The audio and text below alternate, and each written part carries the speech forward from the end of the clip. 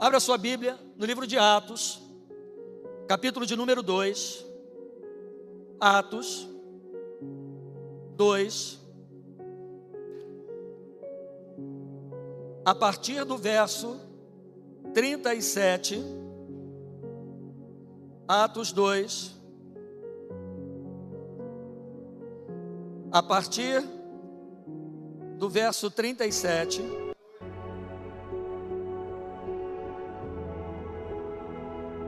Todos que acharam, digam amém. Muito bem. Diz assim a palavra do Senhor, que vive e reina para sempre. Atos 2, a partir do verso 37. Ouvindo eles isto, afligiram-se em seu coração e perguntaram a Pedro e aos demais apóstolos: o que faremos, irmãos? Disse-lhes então Pedro: arrependei-vos e cada um de vós seja batizado em nome de Jesus Cristo para perdão dos pecados, e recebereis o dom do Espírito Santo.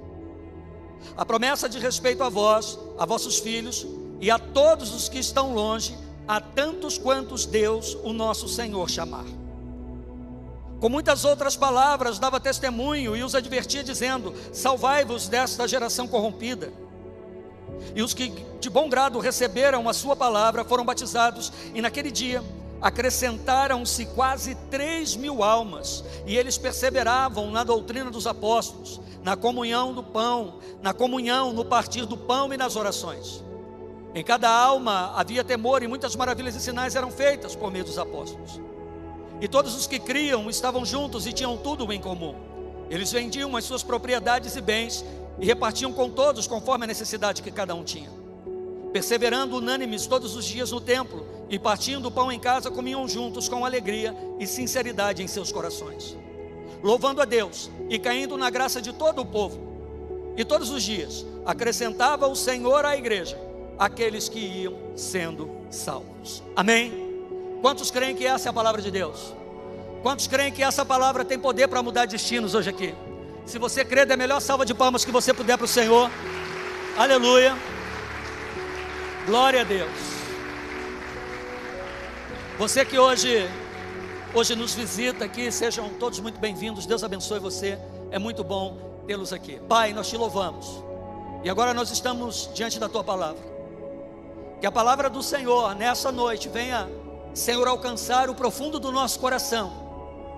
Senhor, que conforme diz, Senhor, está escrito, Senhor, na carta aos Hebreus, que ela seja como uma espada penetrante de 2 gumes, e que venha, Senhor, no profundo do nosso ser, fazendo separação entre juntas e medulas, separando todas as coisas, que ela venha nos curar, que ela venha nos restaurar, que ela venha nos confrontar, Senhor, que ela venha nos preparar, nos exortar, nos ensinar, nos elevar, nos colocar no centro da tua vontade, porque este, Senhor, é o propósito para o qual Cristo se entregou na cruz do Calvário. Que nesse momento, todo e qualquer espião ou farejador do inferno que foi enviado para tentar distorcer o entendimento dessa palavra, manipular a compreensão dela, trazer inquietações, preocupações, sejam agora paralisados e sejam mandados para onde o Senhor Jesus determinar. Porque somente o Espírito do Senhor tem liberdade aqui. Nós oramos assim, no nome santo, eterno e todo-poderoso de Jesus Cristo, seu Filho, que está vivo, reina e reinará por toda a eternidade. E os que creem dizem amém e amém. Glória a Deus. Sente-se um pouco. Eu quero compartilhar com você. Eu comecei aqui na última quarta-feira a ministrar uma série de mensagens sobre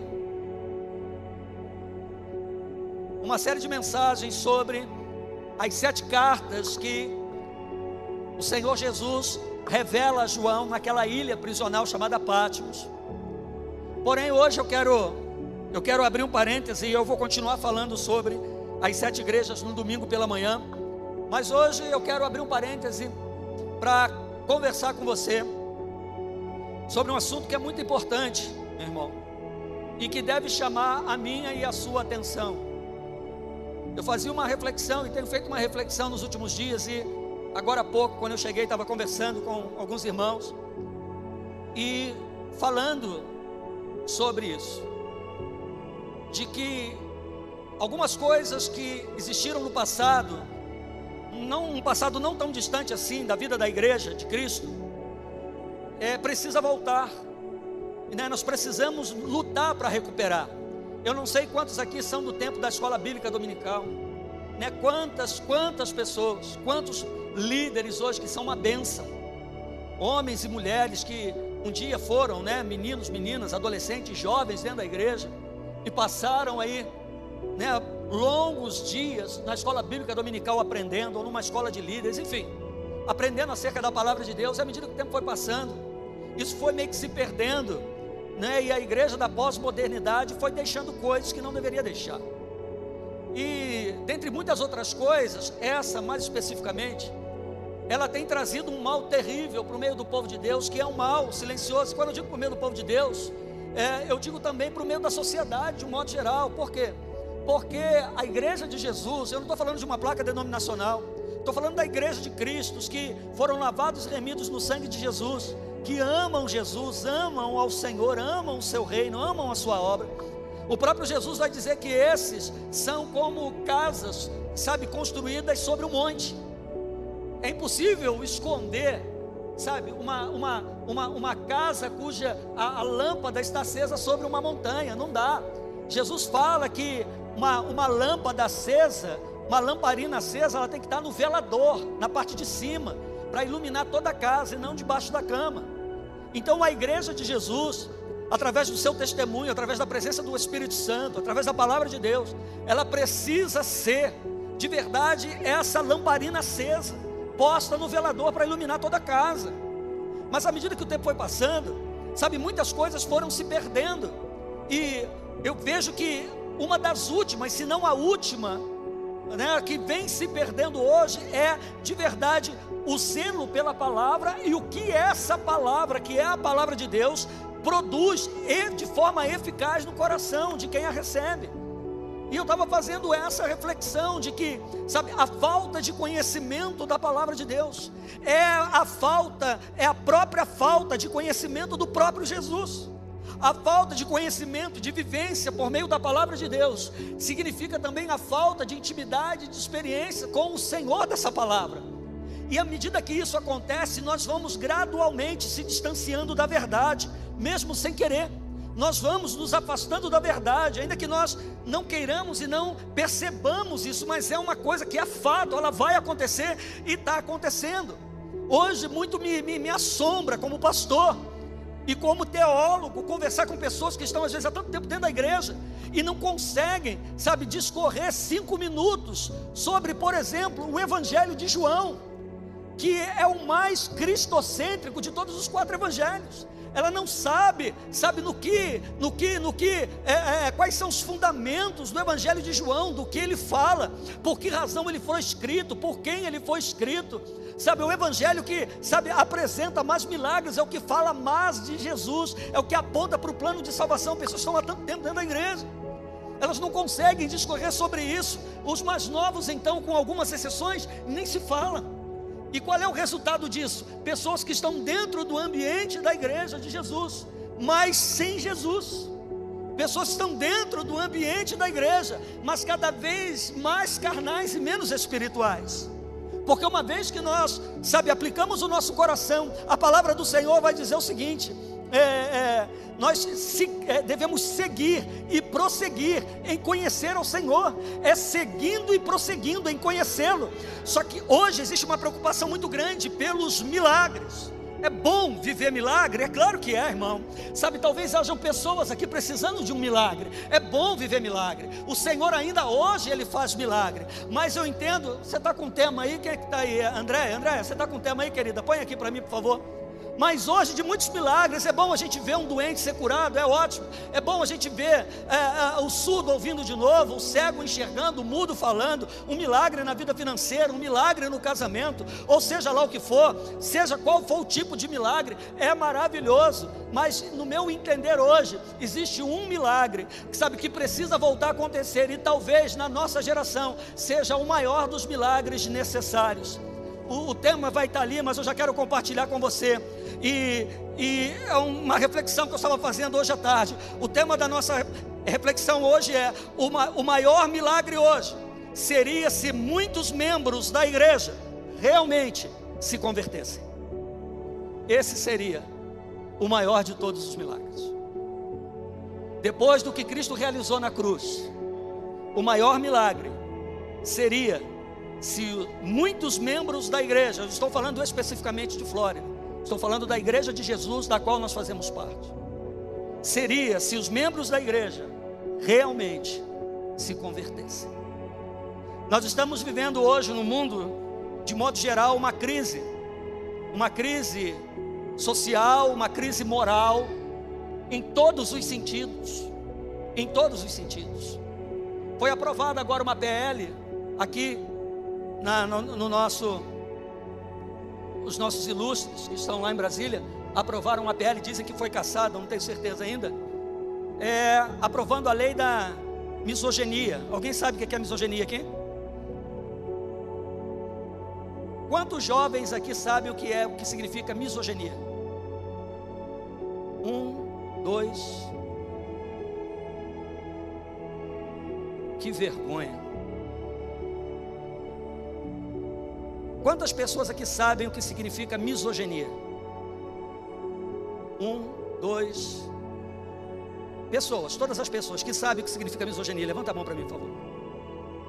1, 2, 3, 4, 5, 6, 7, 8, 9, 10, 11, 12, 13, 14, 15, 16, 17 pessoas. É uma vergonha isso.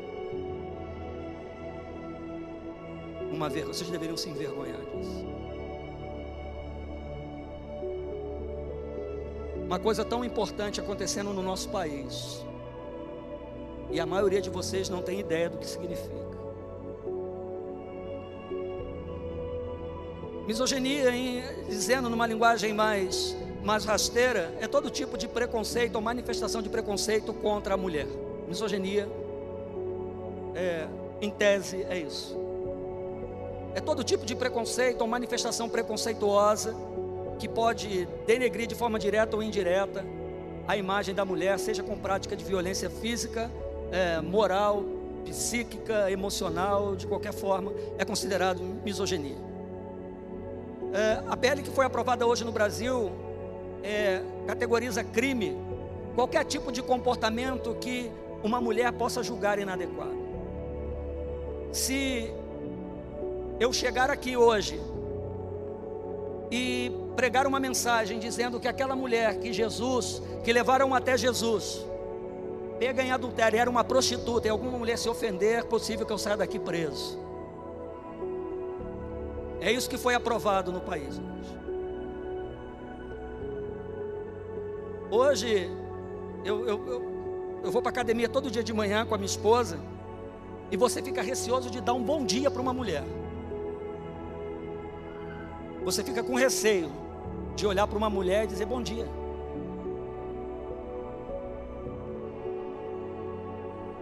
Uma coisa tão importante acontecendo no país, e a maioria não sabe o que significa.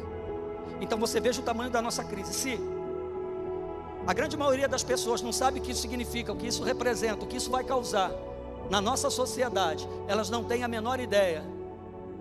E aqui é a igreja. Imagine com assuntos mais profundos e necessários com relação à nossa própria vida espiritual, à nossa salvação. Então o que eu quero compartilhar com você hoje é o maior milagre hoje seria se muitos membros da igreja realmente se convertessem. Olhando para esse texto de Atos capítulo 2, a partir do verso 37, fala das primeiras conversões, na recém-nascida igreja em Jerusalém. A primeira igreja, ela se deu forma, porque o que é a igreja? Ela é composta por todos aqueles que creem em Jesus Cristo, já se arrependeram dos seus pecados e confessaram a Jesus Cristo como Senhor e Salvador das suas almas, o têm como único, eterno e suficiente Salvador, e vivem segundo os seus preceitos em comunidade, como membros de um corpo operante, cujo Cristo é o cabeça desse corpo. Isso é a igreja. Então essa igreja, esse grupo nasce na Jerusalém do primeiro século, algum tempo depois da crucificação e ressurreição de Jesus.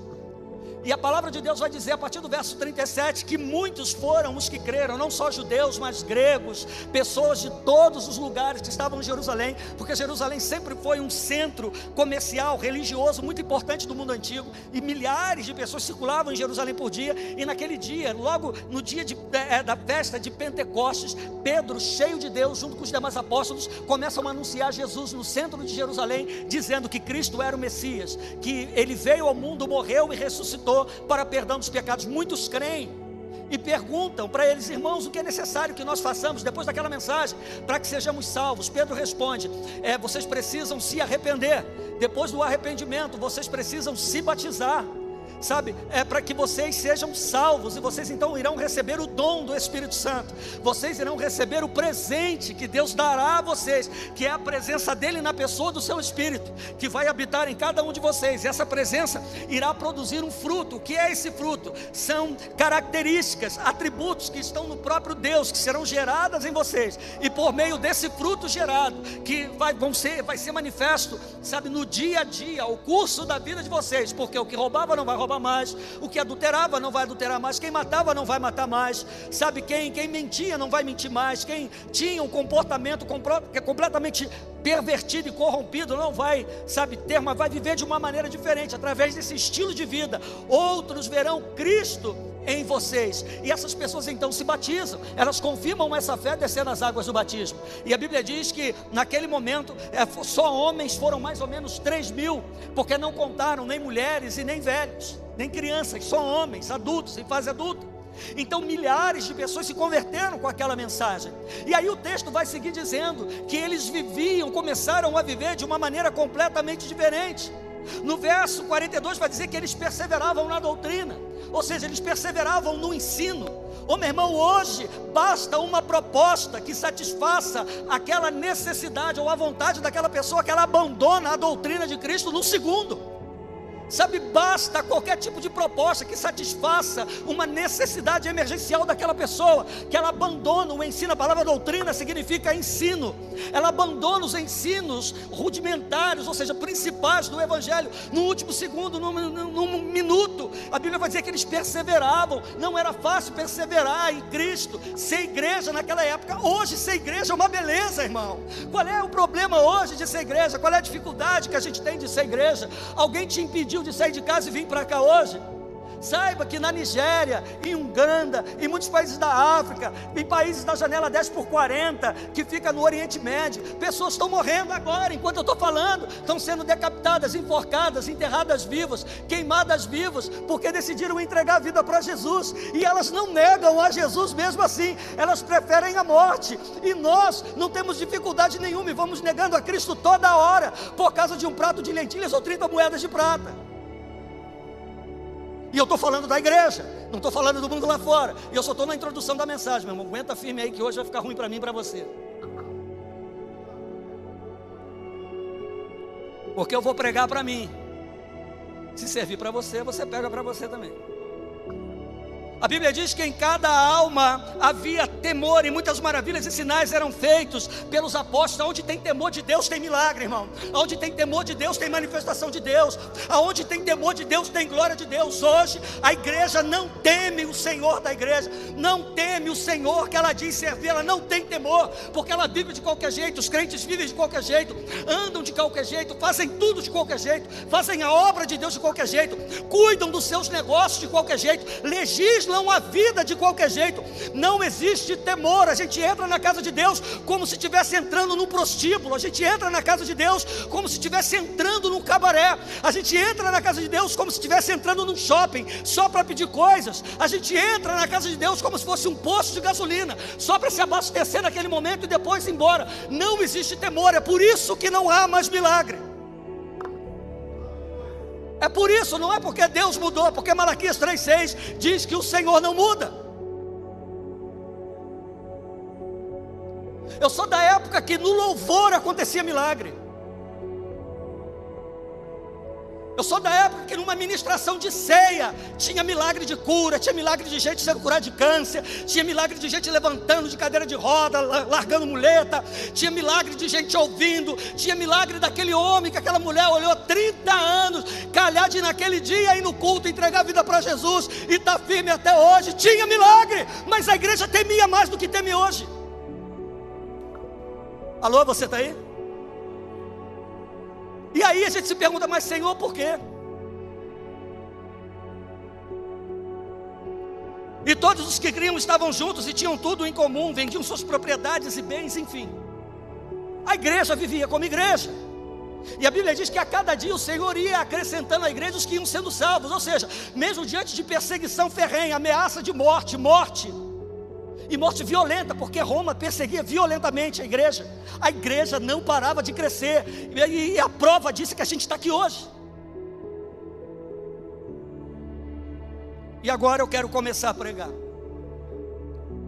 O maior milagre hoje seria se muitos membros da igreja realmente se convertessem. Um dos maiores escândalos hoje é que muitos membros sabem cantar as músicas, conhecem as letras, mas não conseguem achar um texto bíblico sem que haja ajuda, nem muito menos explicar um único evangelho. Esse é um dos maiores escândalos. Se eu pedir agora que abra sua Bíblia no livro de Naum,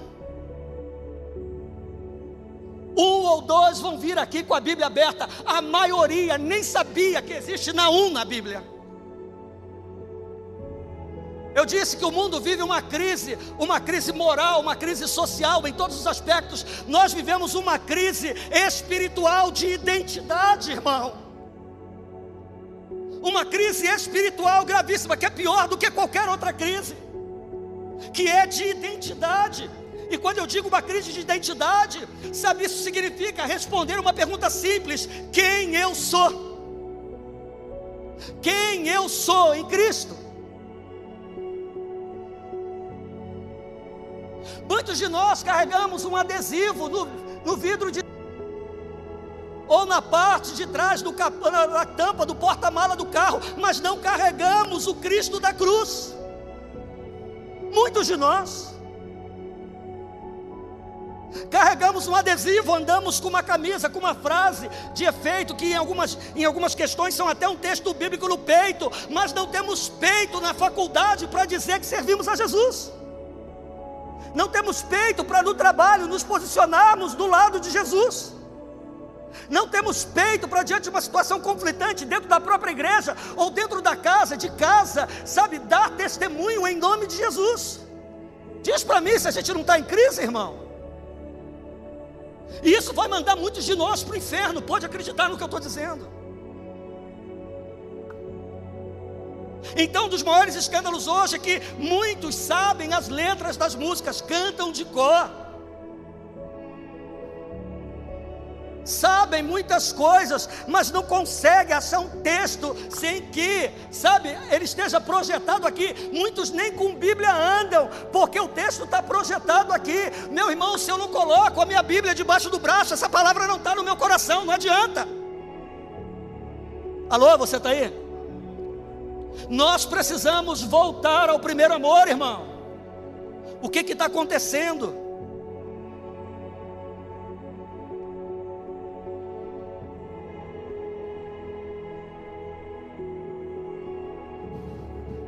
Uma vez Jesus olhou para Pedro e disse: Pedro, quando te converteres, Pedro, anuncia isso aos teus irmãos. Porque até então a conversão de Pedro era só retórica.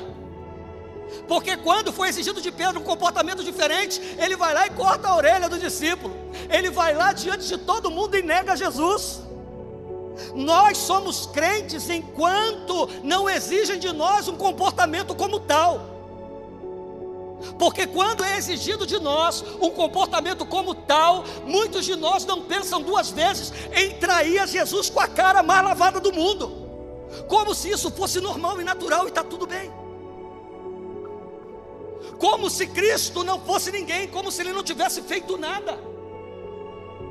Como se o que ele fez para mim e por mim tenha sido um favor. 2,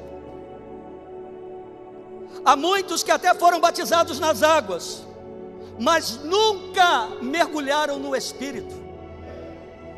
Há muitos, irmãos, muitos, ao longo desses 20 e tantos anos no Evangelho, 20 e tantos anos só pastoreando, irmão. Quantas pessoas, milhares de pessoas ao longo da vida eu tive a oportunidade de batizar. Quantos descem as águas, mas não mergulham no Espírito de Deus, como se o batismo salvasse, como se o batismo tivesse poder para salvar. Não, o batismo é para quem já passou pelo novo nascimento dentro do seu coração. Dentro do seu coração. Porque se uma pessoa entrega a vida para Jesus hoje, e ela tem um infarto fulminante hoje, acontece alguma coisa, ela morre hoje, se a conversão dela foi genuína, ela vai abrir os olhos na glória com Jesus. Ela não passou pelas águas, mas aquilo foi genuíno, foi verdadeiro. Porém, os que têm oportunidade confirmam essa fé publicamente, descendo as águas, que simboliza algo poderoso. Quando eu sou imerso lá, eu estou dizendo, eu estou morrendo para esse mundo que não tem nada para mim. Quando eu saio da água, eu estou dizendo, eu fui gerado em Cristo Jesus, para a glória de Deus Pai, e vou viver de modo diferente. Tem muitos que foram batizados nas águas, mas nunca mergulharam no Espírito, porque não tem um fruto de arrependimento. Não tem um fruto de arrependimento, nenhum. Basta uma pequena crise que volta lá para o espojadouro de lama. Basta um pequeno desconforto que o cão volta a comer o próprio vômito. Então, para mim, o maior milagre que aconteceria hoje, tirando a volta de Jesus, seriam membros da igreja realmente se convertendo. É duro dizer isso, mas é uma realidade.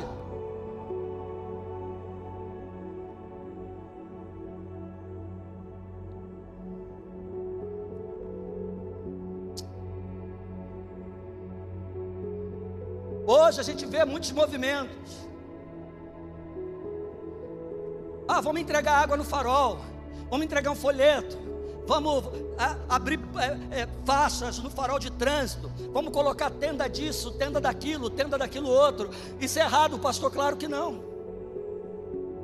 Nenhuma forma de evangelismo ela está errada, não. Pregue a palavra, insista nisso, a tempo e fora de tempo. Não é isso que Paulo orienta ao jovem pastor Timóteo? Prega a palavra, a tempo e fora de tempo, não importa, a estratégia Deus dá. Mas o fato é que grande parte daquilo que nós chamamos de evangelismo hoje não produz convertidos, apenas adiciona pessoas religiosas à igreja. Grande parte daquilo que chamamos de evangelismo hoje não geram convertidos, irmãos. Por quê? Porque nós vamos lá, o evangelismo ganha, aí joga nas costas do pastor.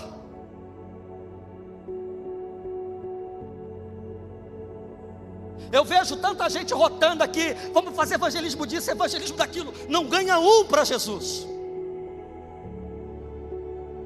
Tudo bem que não ganhe, mas pelo menos cuide, discipule, gere discípulos. Mas como é que pode uma árvore ruim produzir fruto bom, irmão? Eu vejo o pessoal rotando aí, evangelismo para lá, evangelismo para cá, isso e aquilo outro. Cadê o fruto? O seu fruto está onde? Mostra para mim. Onde é que está?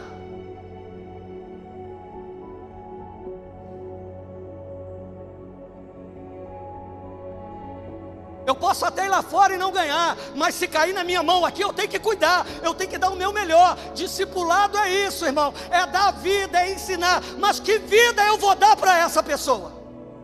Quando ela estiver comigo, eu vou reclamar de você, eu vou reclamar da minha igreja, eu vou reclamar do meu casamento, eu vou reclamar do meu pastor. Ela vai ver a minha face de verdade, sabe? No discipulado, esse é o problema. E o que é produzido com isso? Cada vez pessoas mais religiosas dentro da igreja. Religioso a gente já tem demais, irmão. As igrejas estão cheias de gente religiosa, que canta música, que serve ceia, que ministra ceia com o microfone na mão. Já tem gente religiosa demais. Muitos religiosos e poucos convertidos.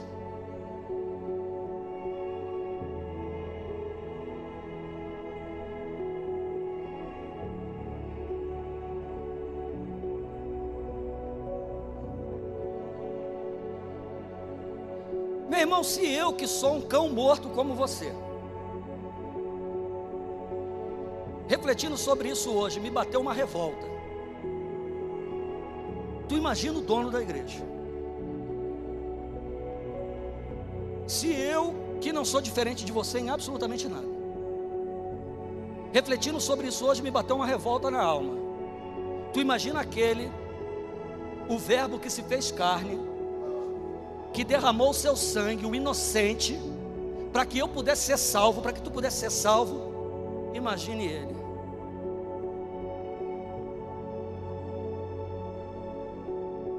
É para a gente sair daqui pensando, irmão.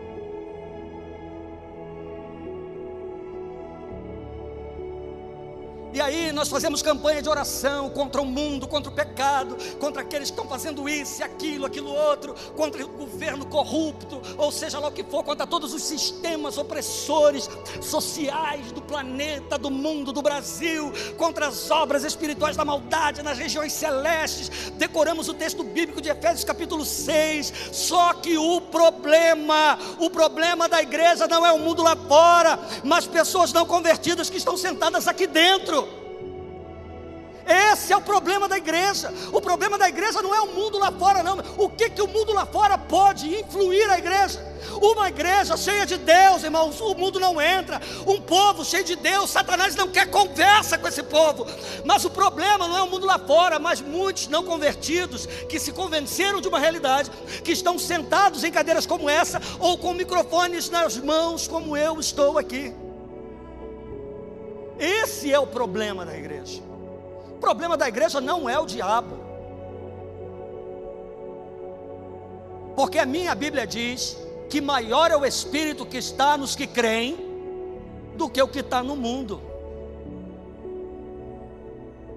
Quando Jesus envia os seus discípulos de 2 em 2, eles perguntam: Senhor, onde haveremos de ir, ou o que haveremos de dizer? Jesus olha para eles e fala assim: não se preocupe, não levem bolsa e nem alforje, não levem nada. Vão, porque o Espírito do meu Pai vos dirá e vos ensinará tudo o que vocês devem dizer. Apenas vão, obedeçam. Jesus sopra sobre eles e eles vão. Demora um tempo, eles voltam. E a Bíblia diz que eles voltam cheios de alegria. Por quê? Porque eles encontravam um doente, impunham as mãos, eles eram curados. Encontravam um demoniado, eles mandavam o demônio ia embora. Eles voltaram, sabe? Existe a palavra refulgente? Existe, professor? Acho que é um barbarismo, né? Enfim, voltavam felizes da vida por aquilo ter acontecido. Jesus olha e fala assim: não vos alegrais, porque os doentes são curados, ou os espíritos vos se submetem. Alegrai-vos ainda mais, por vocês terem o nome de vocês escritos no livro da vida. Essa deve ser a alegria do crente. Não é porque ele comprou carro novo, tem gente se matando por causa de moeda, irmão. Tuas moedas não vão comprar o teu lugar na eternidade. Tuas moedas não vão te socorrer no dia da angústia. Não vão. E a quem tu vai recorrer? Louco, ainda hoje pedirão a tua alma. E o que tens guardado, para quem será? Então, o problema da igreja não é o mundo, irmão. O que eu tenho a ver se a Globo levou a Anitta para lá no domingo de Páscoa para fazer uma gira de macumba para o Brasil inteiro? O que eu tenho com isso? Que façam 10, que façam 100, irmão. Sabe onde estava ligada a minha TV? No culto aqui. Ó, tá vendo na casa do meu irmão, que eu estava na casa do meu irmão. Eu quero saber que a Globo fez uma oferenda para Satanás desse carnaval, e daí? Interessa que dentro da minha casa tem um altar para o eterno Deus, é isso que interessa. Então eu não estou preocupado lá fora. problema da igreja não é o que está lá fora. O problema da igreja são crentes não convertidos, com o microfone na mão como eu, ou sentado numa cadeira como você. Esse é o problema da igreja. Gente que deveria ter virado a chave e subido ao nível há muito tempo. Esse é que é o problema da igreja. Alô? Então o maior problema da igreja não é o mundo lá fora, mas as pessoas não convertidas sentadas dentro dela.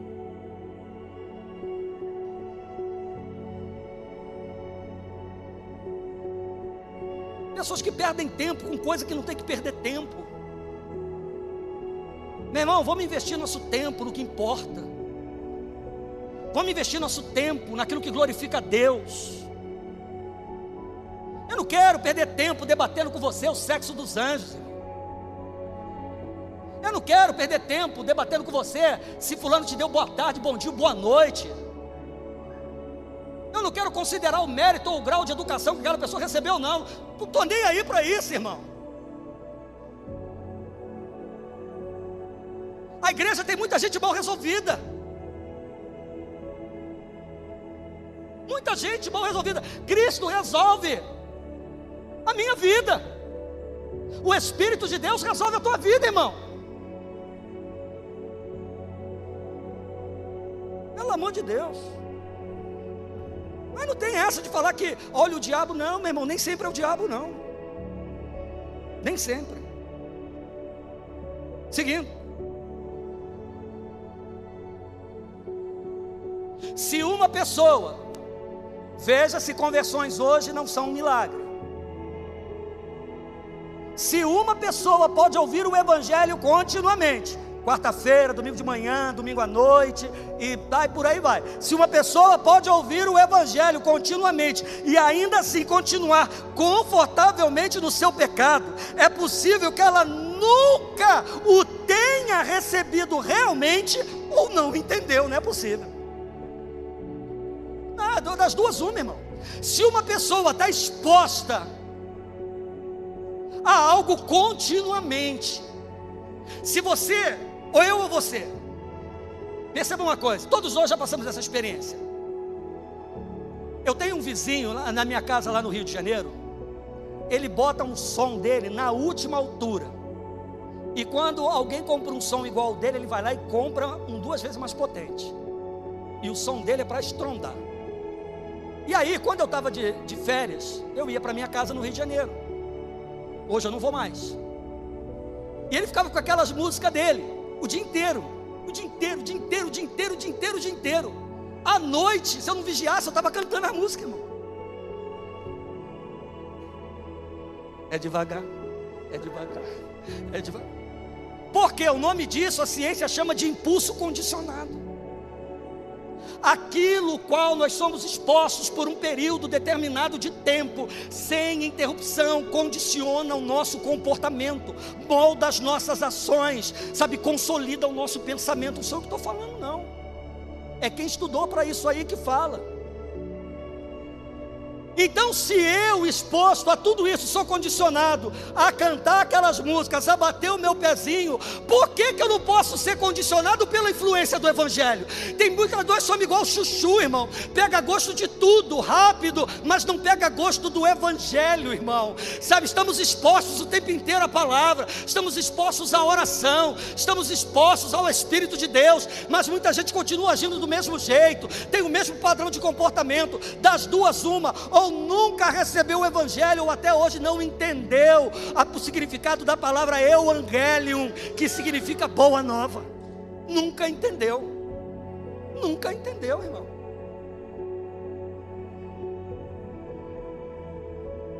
Dá para dar uma glória a Deus aí ou está difícil? Meu irmão, eu estou o tempo inteiro ouvindo gente pregar aqui, eu estou o tempo inteiro pregando, 20 e tantos anos pregando, ouvindo, cantando e lendo, estudando. Não é possível, irmão. Não é possível que isso não vai entrar em mim de alguma maneira. Meu irmão, tem pessoas que elas não se converteram e elas não vão se converter. Elas são os espinhos na carne de outros que estão sentados do lado. Esse é o ministério delas, irmão. É fazer valer a oração daquela pessoa. Quando ela fala assim: Senhor, me dá paciência, vai colocar aquela mulher para roubar a tua paciência. Vai pedir: Senhor, me dá paz. Vai te colocar com situações para tirar a tua paz. Porque alguns não vão, não é porque o evangelho não tem poder, é porque eles se recusam a fazê-lo. É simples assim.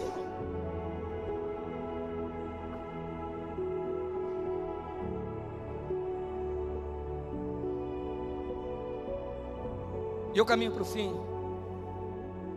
Milhões de pessoas, milhões, falando de milhões, julgam ser salvas pelo fato de pertencerem a um ajuntamento como esse que nós chamamos de igreja, sem nunca terem se convertido de verdade. Milhões, não são centenas ou milhares, não, são milhões de pessoas. Milhões julgam ser salvas por uma única razão: pelo fato de pertencerem a um grupo como esse aqui, sem nunca terem tido uma experiência de conversão.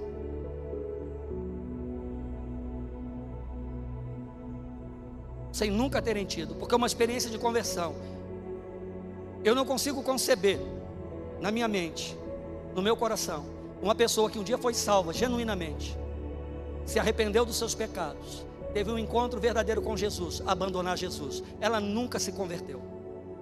Nunca. Eu vou abandonar a igreja. Nunca se converteu. Pastor, por quê? Porque os meus irmãos e teus irmãos, desde o primeiro século, morreram, mas não negaram a Cristo. Foram comidos por leões, crucificados de cabeça para baixo, iluminaram as ruas de Roma, estão sendo decapitados agora nesse momento, enforcados, vendo os filhos serem mortos, mas não negam a Jesus. A pessoa às vezes, por um prato de lentilha lá fora, ou um problema aqui dentro, abandona a igreja, larga Jesus e volta a comer do próprio vômito. Essa pessoa nunca se converteu, nunca. Ela nunca se converteu. Nunca teve uma experiência de conversão. Pastor, o senhor está julgando? Não, não é julgamento não, é atestação, é um fato. E outra coisa, a palavra de Deus, Jesus, Ele não fala para mim, para você não julgar não, meu irmão. O julgamento que é condenável é o julgamento hipócrita, quando você me julga fazendo o que eu faço ou fazendo pior. Mas a igreja deve julgar segundo a reta justiça, apontar aquilo que está errado, e não ter nada para alguém chegar e falar: você está falando de mim, mas você faz igual. Julgue segundo a reta justiça. O julgamento hipócrita é pecado, mas julgar segundo a reta justiça não. E hoje, para não se comprometer, todo mundo fala assim: não, eu não quero julgar ninguém. Mentira. Não quer se comprometer, quer jogar para a torcida, quer fazer para inglês ver. Não tem compromisso com a verdade, porque quem tem compromisso com a verdade, se necessário for, perde família, perde amigo, perde emprego, perde até a vida, perde tudo, mas não nega a verdade. É conversa fiada, rapaz. E nem começou perseguição aqui no Brasil. Mas espera quando começar, vamos ver. Vamos ver aí. Quando essas portas aqui fecharem, vamos ver. Essa geração, aonde vai parar? Então milhões de pessoas julgam ser salvas por pertencerem a uma igreja, sem nunca terem se convertido de verdade. Penúltimo, a nossa língua materna é o português, né? Alguns falam aí espanhol, outros inglês, outros falam. Mas todos nós aqui, independente do idioma, dos idiomas que falamos, todos nós falamos o evangeliquez. Todos nós. E aí, vaso? Terra! É ou não é? Paz do Senhor, varão. Oi, aí, tocha. Está amarrado. Está repreendido em nome de Jesus. Todos nós falamos o evangeliquez, irmãos. Mas uma linguagem cristã não significa convivência e conhecimento de Cristo, não. Um linguajar cristão não significa conhecer a Cristo.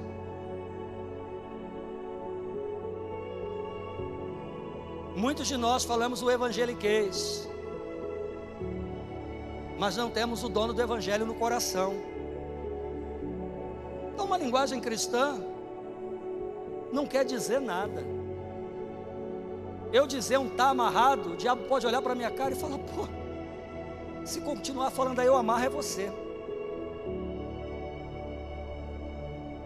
Sai agora em nome de Jesus. Tá, eu saio dela, mas eu entro em você, Reginaldo.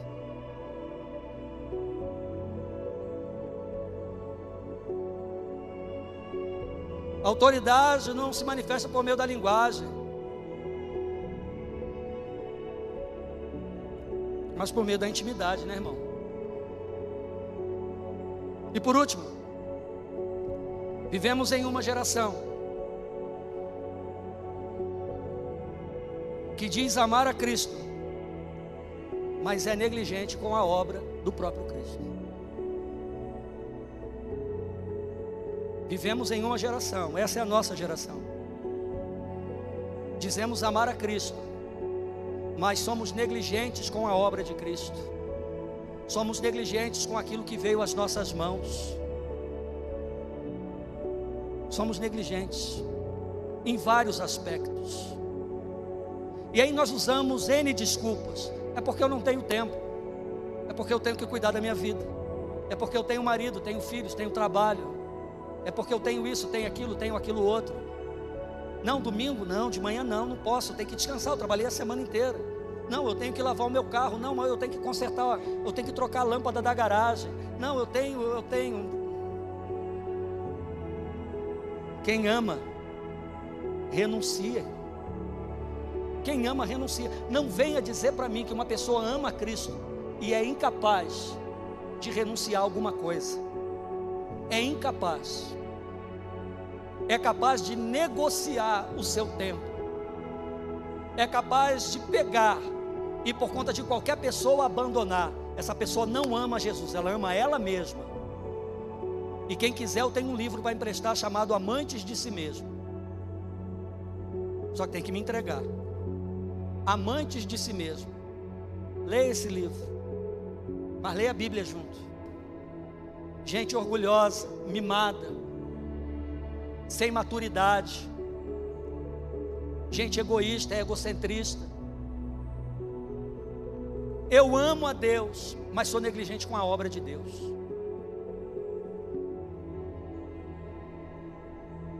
Então, no meu entender hoje, e eu não espero que você concorde comigo, o maior milagre que poderia acontecer hoje seria se muitos membros da igreja realmente se convertessem de verdade. Esse seria o maior milagre. O maior milagre. Imagina que o Senhor te abençoe, que o Senhor tenha misericórdia de mim e de você hoje. Que o Espírito de Deus possa encontrar em mim e você um resquício de um coração de carne ainda, de maneira que nós possamos ouvir a voz do Espírito. Jesus está voltando, e Ele virá buscar a sua igreja, e Ele vai tirar uma igreja de dentro da igreja.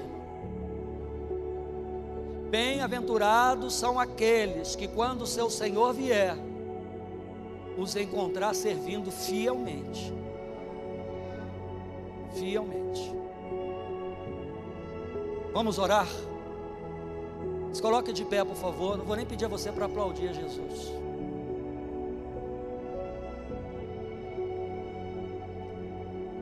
Vamos orar.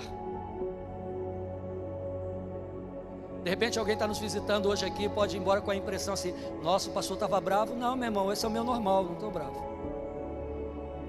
Estou são, estou em paz, estou zen. Meu normal é esse aí. Eu sou muito tranquilo, muito gente boa. Pode ficar tranquilo, sossegado. Eu não vou pedir a ninguém que venha aqui na frente, mas vou pedir apenas que você curve a sua cabeça e feche seus olhos, por favor. Pai, nós te damos graças nessa noite, Senhor, e em nome de Jesus, que a tua palavra, Senhor,